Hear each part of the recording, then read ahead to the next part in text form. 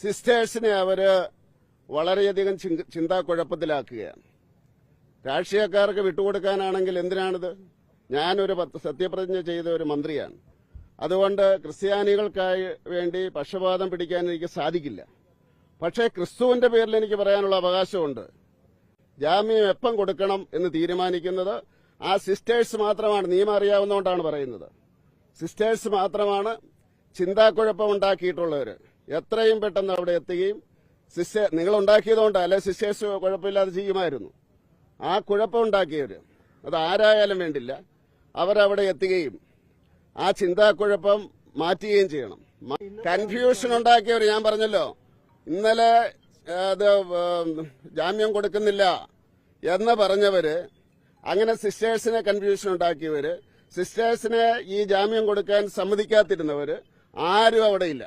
അത് ആരാണെന്ന് നിങ്ങൾ അന്വേഷിക്കുക. അവര് സ്വയം ചോദിക്കട്ടെ. അവർ യേശുക്രിസ്തുവിനോട് ചോദിക്കട്ടെ. കർത്താവായ യേശുക്രിസ്തുവിനോട് ചോദിക്കട്ടെ. നന്ദി, നമസ്കാരം. ആരാണെന്ന് തനിക്കറിയാമെങ്കിൽ താൻ എന്നോട് ചോദിക്കുക. താൻ ആരാണ്? തനിക്ക് ഞാൻ പറഞ്ഞുതരാം താൻ ആരാണ്. എന്നിട്ട് ഞാൻ ആരാണെന്ന് എനിക്കറിയാമോ താൻ എന്നോട് ചോദിക്കുക. അപ്പൊ തനിക്ക് ഞാൻ പറഞ്ഞുതരാം താൻ ആരാണെന്ന്.